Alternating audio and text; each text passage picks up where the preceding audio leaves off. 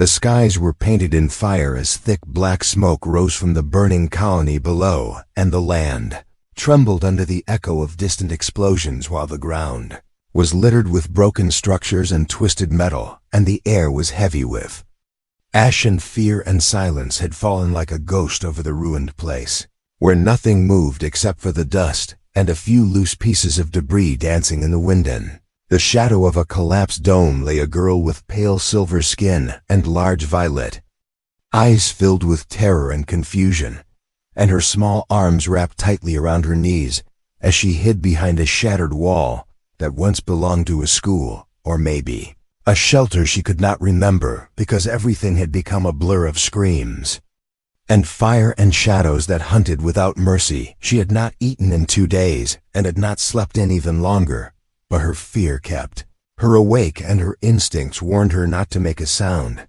because the machines might return and the soldiers in black might come again with their cold voices and lifeless eyes, and they would not spare anyone this time, not even a small frightened girl who had never held a weapon in her life. Above the ruins a strange sound filled the air, like a soft hum followed by a whisper of engines, and from the clouds descended a sleek human shuttle colored in dull gray with bright markings along its sides and a single light blinking on its underside, like the heartbeat of something alive and searching and ready to reach out into the broken world. The girl pressed herself deeper into the shadows as the shuttle landed with a hiss of steam, and dust rose around it like a cloud swallowing the ground. And then a side panel opened with a slow hiss, and 3 human figures stepped out wearing heavy suits with face shields and packs strapped to their backs while their boots crunched over broken glass and ash. They moved with purpose, scanning the area with strange blinking devices that beeped softly in their folded hands, and one of them raised a hand signaling the others to spread out and search, while the wind tugged at their suits and the smell of burned stone filled the air.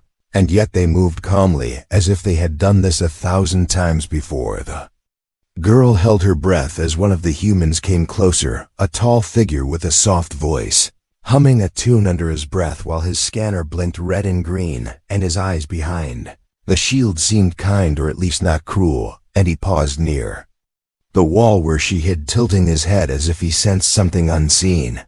And then he took a step forward. She flinched, her small body trembling, but the human did not move any closer. Instead, he knelt on one knee and removed his helmet, slowly letting her see his face, which was covered in dust and sweat, but his eyes were clear and calm, and his voice was steady. When he spoke, "It's all right, we're here to help, we're not here to hurt you."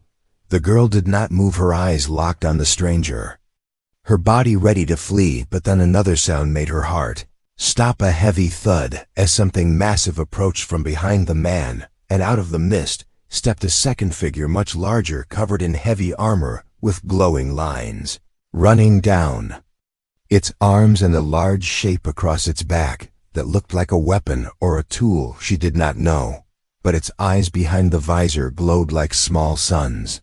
Girl whimpered, her breath catching in her throat as the armored figure stepped beside the first one, and her fear rose like a storm inside her chest, and she wanted to scream or run, but her legs would not move, and her voice was frozen inside her. But then the man in front of her turned slightly, placing himself between her and the armored figure, and his voice was firm but gentle as he raised a hand in peace. "Stay calm, he's with us, he won't hurt you, he's here to help just like me."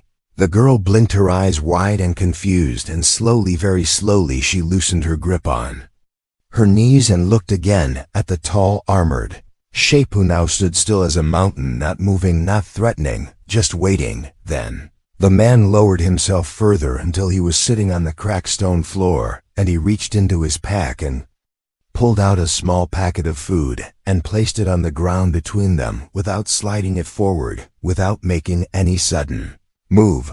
"I know you're scared, I would be too, but you're not alone anymore. We found your signal, we followed the distress call, and now we're here and you're safe, I promise."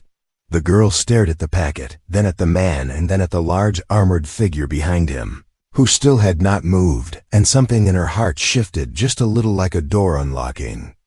And she reached out slowly, trembling fingers brushing the edge of the packet, Before pulling it into her lap, she opened it with clumsy hands and began to eat, not taking her eyes off the two humans, but also not running and not crying. And when she finished the last bite, she whispered in a soft voice filled with dust and sadness, "Why did you come?"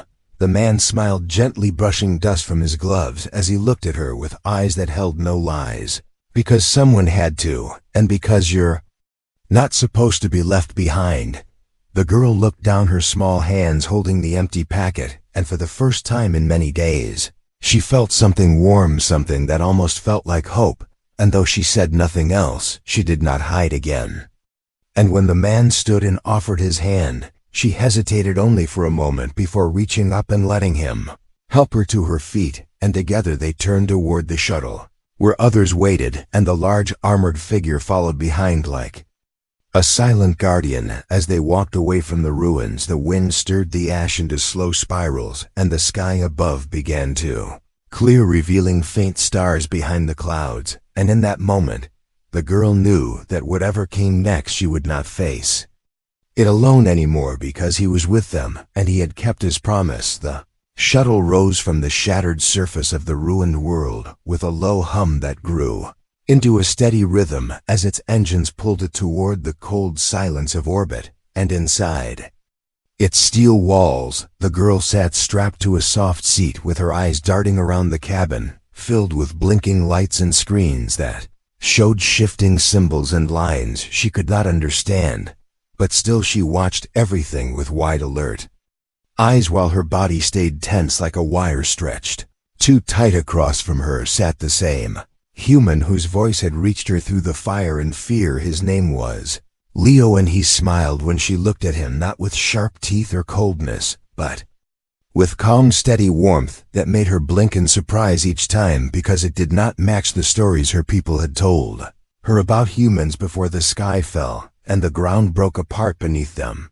Beside Leo stood the tall, armored figure who had frightened her at first, but who now remained as still as stone, with his helmet still covering his face and his hands resting quietly at his sides, like he did not wish to scare her again. And though he said nothing and moved very little, there was something about the way he stood there, like a silent wall between danger and safety, that made her feel slightly less afraid.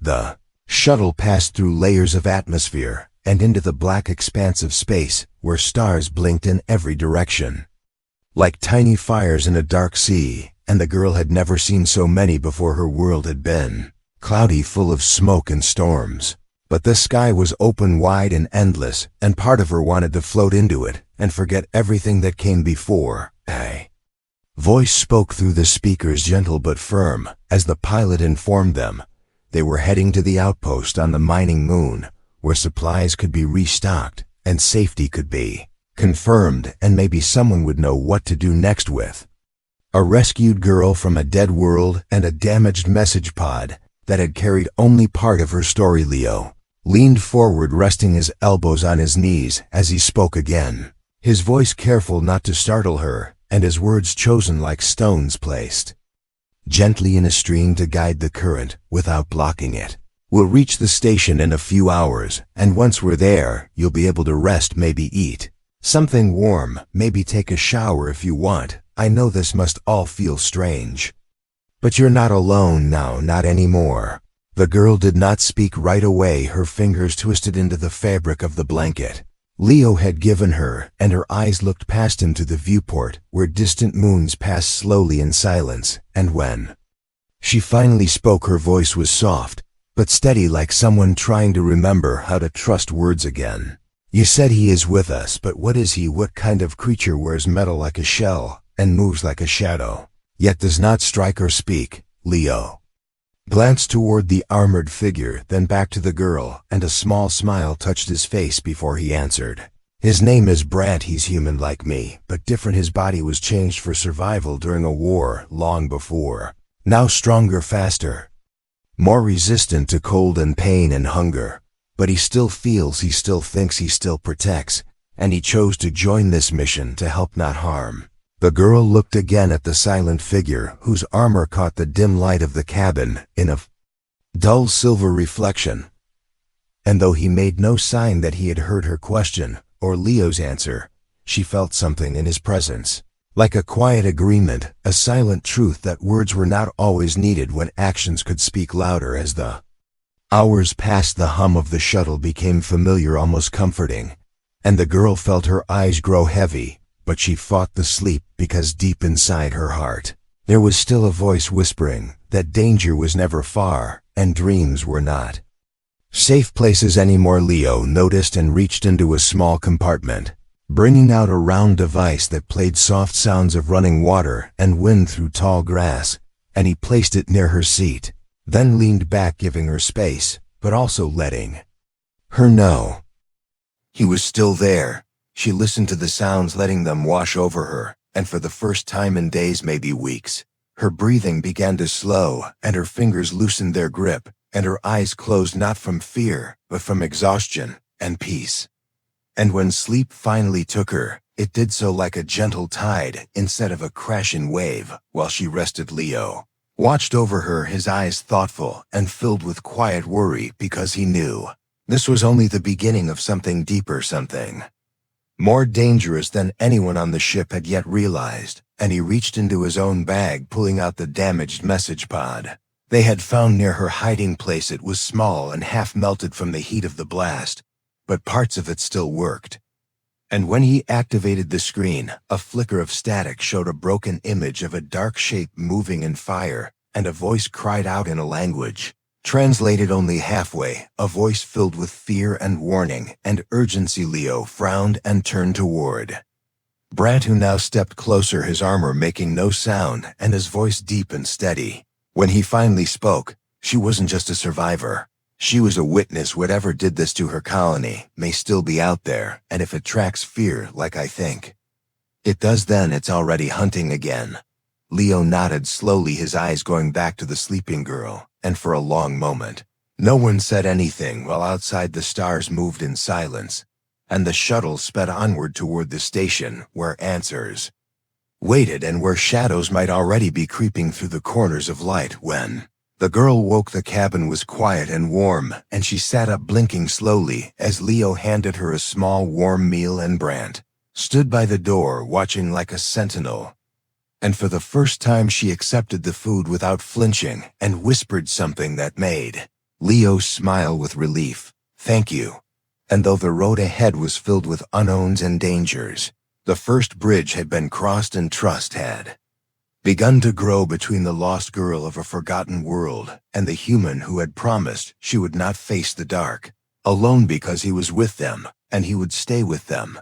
The outpost stood on the surface of a quiet moon where soft winds moved across dry ground, and tall structures reached into the sky like frozen towers made of steel and glass, and lights blinked along every walkway while watch drones hovered above, keeping steady circles around the station and recording everything with silent eyes. Inside the station, life moved at a steady pace, with humans going about their work, fixing machines and unloading cargo and checking security screens that showed the empty black sky surrounding the moon on all sides. And to them, this place was calm and predictable, like a machine with gears that never failed and systems that always responded. When the shuttle landed and the doors opened, the team stepped out into the cool air of the landing bay, where workers glanced over with little interest until they saw the small alien girl walking slowly beside Leo, her steps light but unsure, and her eyes scanning the new space with curiosity mixed with caution, while Brant walked behind them with heavy boots and silent presence. Tall officer approached, clipboard in hand, eyes moving quickly from Leo to the girl, and then to Brant, and he began to speak with practiced tone, asking the usual questions about their mission, their findings, the condition of the survivor, and the reason for bringing her here instead of reporting back to the main fleet. Leo answered each question with calm words, explaining how they had followed the distress signal and found the girl hiding in the ruins, and how she had spoken of something terrible that came before the destruction, something still alive, something that hunted not just for flesh but for fear.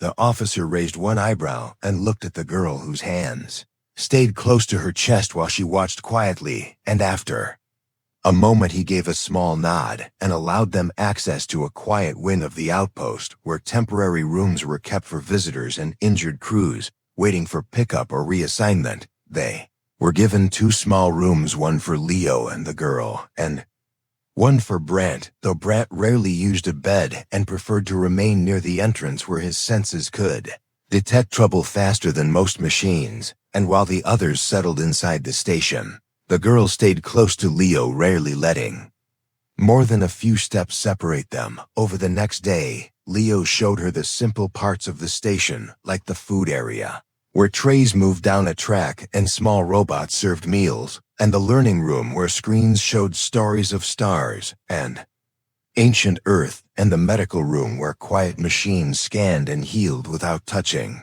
The girl did not speak much, but she began to ask small questions, with a voice still soft but growing steadier, and she asked about the stars and why humans lived in the sky and how many worlds they had reached, and if they had ever lost everything like her people had lost. And Leo answered each one with care, giving her the truth. Without sharpness, she told him her name one evening while they watched the stars through the glass wall of the observation deck, and though her language was hard to shape in human words, she offered him the closest sound it could become, and Leo repeated it until she smiled a little and nodded, and then she asked his name again, and this time she said it slowly, like she wanted to remember it forever. Remained mostly quiet, speaking only when needed, and always watching the corners of the station with the same quiet patience, and Leo knew that Brant trusted instincts more than screens, and that meant something was bothering him, even if he had not said it directly yet.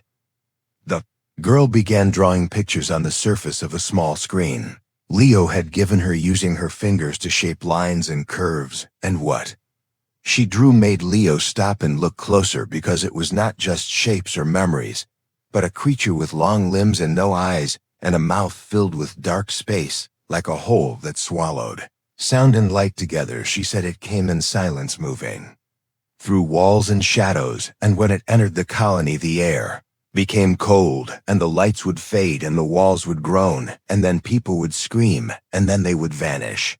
And no one ever saw it clearly, only flashes like reflections in glass. Leo took the drawing to Brant, who studied it for a long time without speaking, and then he walked to the console, where he began pulling files from the deep system memory, searching for old records from battles long forgotten and enemy types never confirmed, and strange signals logged but never followed. He found one report buried under classified codes about a scout team lost near a border world where only static remained from their last message, and the log mentioned something similar. A dark shape that tracked by sound and fear, and once it entered a place, no one inside made it out. Leo frowned as he looked at the match between the report and the girl's story, and the truth began to rise like cold water around them, because it meant whatever attacked her world might not have stayed there, and might now be following the last spark of fear it had touched, which meant it could be coming here. That night the station lights flickered once, then again, and several screens went dark for a full minute before returning without explanation, and engineers blamed power spikes and cooling problems, and no one seemed truly alarmed, except for Brant, who moved with more focus now, and Leo, who stayed near the girl at all times.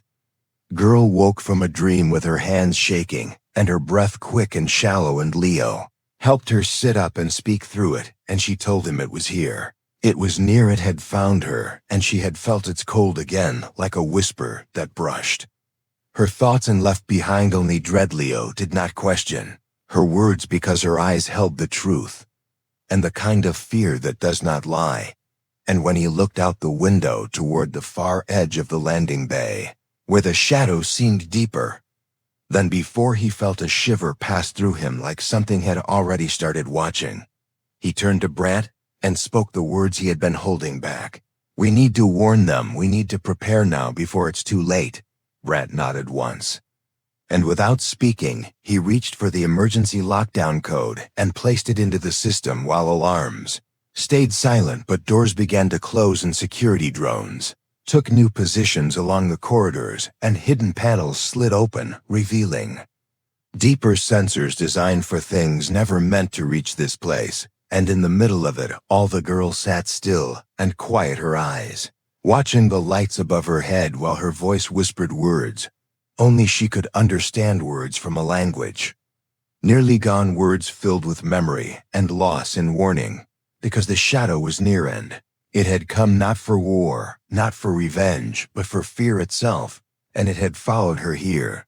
The station lights dimmed slowly like fading stars as the long corridors of steel and wire fell into a soft low glow that left shadows stretching against every corner, and the sound of humming machines grew quieter as systems entered standby and emergency backups began to pulse with warning tones that no one inside the outpost had heard. In many cycles people moved through the halls with confused eyes and worried voices, asking questions that no one could answer clearly, because there had been no alarm and no message, just a change in the air and a strange silence that wrapped itself around the walls like a thick blanket, waiting for something to break through.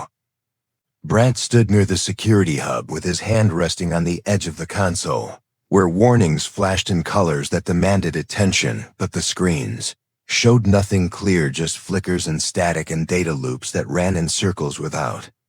And Leo stood beside him, watching as more systems began to glitch and doors refused to respond even when forced with manual commands.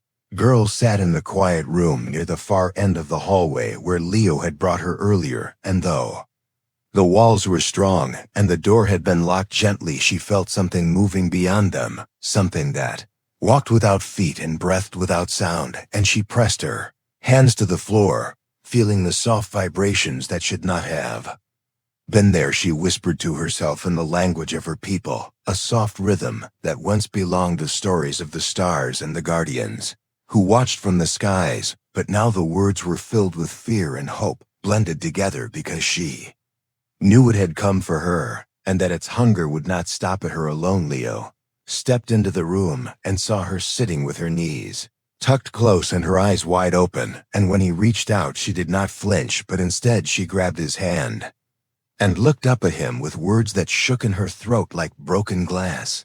It found us. It is inside already. It never needed to break walls. It only needed to follow the fear we left behind.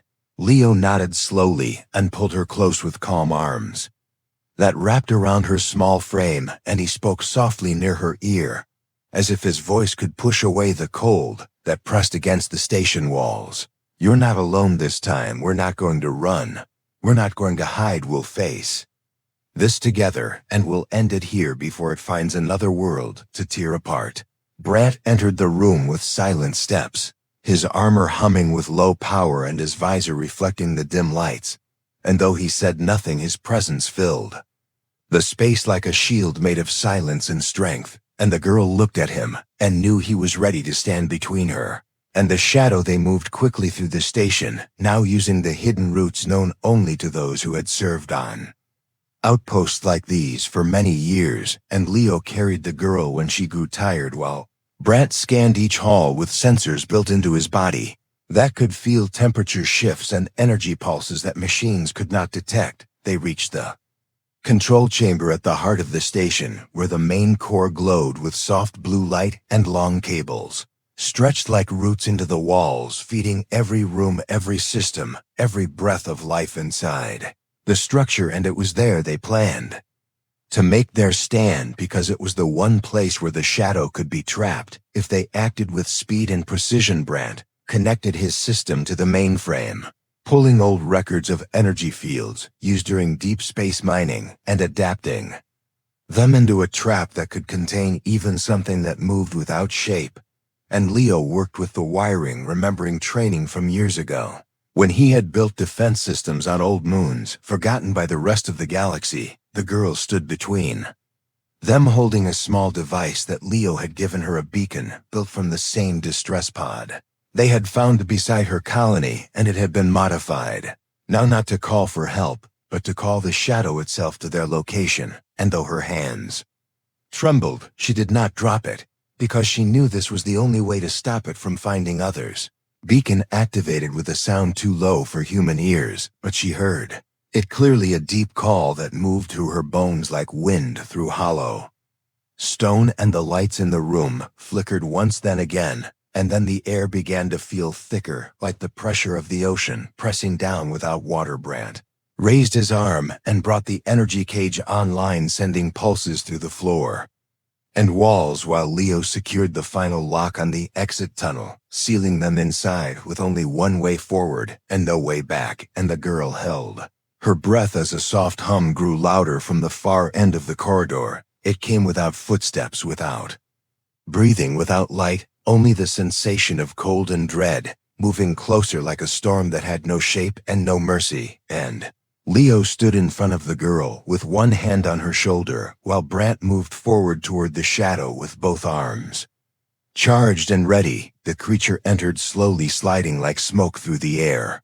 without touching the ground, and its form shifted with each movement, sometimes tall, sometimes wide, sometimes crawling across the walls. And Brant did not hesitate. He launched the first energy burst straight into the path of the shadow, lighting up the corridor with white heat that shook the floor and split the silence into broken sound. But the shadow did not vanish. It screamed without voice and turned toward the source of pain, and Brant charged again, this time drawing the creature into the trap where energy fields danced like invisible walls, ready to hold anything caught inside. And Leo shouted for the girl to stay back as he activated the final switch. Room exploded in light as the trap snapped shut, catching the shadow within a cage of raw power, and the creature slammed against the invisible walls again and again, trying to escape, trying to find a crack in the system. But the trap held, and its shape began to twist and shrink, like something starving without fear to feed on. The girl stepped forward slowly, her voice rising in soft tones, not of fear but of memory, and she spoke the words of her people once more, this time not in sadness, in strength, as she faced the creature that had destroyed her world and told it that she would not run again. Creature struck the walls one last time before folding into itself and vanishing into the core of the trap, where it was locked by energy fields too ancient to be undone. And for the first time in many days, the air inside the station felt still and clean, without the weight of something hiding in the dark. Brant lowered his arms, and Leo sat on the floor beside the girl, who leaned against him with a breath that felt full and strong. And in that moment, none of them spoke, because words were not needed. Shadow had been faced, and it had been stopped, and they had done it together, because he was with them, and he had stayed until the end. Station had gone quiet again, not the kind of quiet that comes from fear or waiting, but the kind of quiet that follows after something terrible has ended. And those who survived are left breathing the heavy, still air and listening to the soft sounds of life returning one by one, as if the walls themselves were learning how to relax. The lights no longer flickered, the power system stopped pulsing with warning, the doors responded again with gentle slides, and the machines that had paused returned to motion with steady rhythm, like the beating of a heart that had survived too many storms. Stood near the sealed core, his armor cracked along the edges, marked by the weight of the battle, and his arms hanging low, but his body still tall and unmoving, like a guardian carved from metal and will. And though his strength had been tested, he had not fallen, and there was pride in that, though he would never say it. Leo sat against the wall, his back pressed to cold steel, and his head tilted back, his eyes staring at the ceiling, as if he could see the stars through it. And his breathing was slow and steady, his chest rising with each long breath, while his hand rested gently beside the girl who sat near him, with her knees tucked in and her face calm for the first time since they had met. She looked at the quiet hall around her, the soft light, the faint hum of the control panels, and the quiet figure of Brant, who had not moved since the final light had faded from the trap. And she felt something in her chest begin to loosen, like a knot untying itself after being held too tight for too long. Fear was still there, but smaller now, like a shadow at the edge of the room, instead of a monster waiting in the dark. And her fingers moved slowly across the smooth surface of the floor, as if reminding herself that this place was real and solid and still. Here Leo turned his head and looked at her with tired eyes that still held kindness. and he asked if she was all right, and she nodded slowly, not because the fear had vanished completely, but because it no longer controlled her. And that was something she had not thought possible until now. Brant walked toward them, his steps slow but steady, and when he reached the girl, he lowered himself to one knee and removed his helmet, revealing a face lined with old scars and silent strength, and eyes that held no fear, only patience and quiet understanding. The girl looked at him not with fear, but with something else, something like trust, and she whispered the word she had learned from Leo, the word that meant someone who does not leave even when danger comes. Friend Brant gave a small nod and said nothing. But she knew he had heard her, and that was enough. The officer from the command deck arrived soon after with a small team who moved carefully through the chamber, examining the damage, recording the data, and whispering in quiet tones about the creature. The power surge, the unexplainable signals, and how the logs barely captured any of it. Leo stood and faced the officer, explaining everything with clear, steady words, how the girl had warned them, how the trap had worked, how Brant had held the line when the system trembled, how they had faced something no one had seen before, and survived not with stronger weapons, but with courage and trust. The officer listened and then turned to the girl, who met his eyes without looking away, and he asked her name, and she spoke it clearly this time, not in fear but in pride, and he nodded with a slow, thoughtful expression and told her she was welcome to stay as long as she wished. The next few days moved quietly. The crew cleaned and repaired the damaged systems. The engineers studied the energy trap and tried to understand how it had held something without form or rules, and the security teams added new protocols based on Brant's field notes, while Leo helped translate the girl's drawings into records for others to learn from. The girl began spending more time in the learning room, watching old videos of planets she had never seen and stars she had never named, and her fingers danced across the screen, drawing new stories beside them, stories that mixed memory with imagination and pain with hope. She sat often near the observation deck, where the wide glass showed the stars in endless, quiet rows, and she would press her hands to the glass the way Leo had taught her and feel the gentle hum of the station beneath her palms, reminding her that she was no longer floating alone. Leo came to sit beside her each evening, and they would talk about small things, the taste of different foods, the shapes of clouds on old Earth, the way humans laughed when they were tired, or how Brant always stayed near the door like a silent mountain. Even when the danger had passed, she began to smile more, not big wide smiles, but small soft ones that stayed in her eyes even after her mouth went still.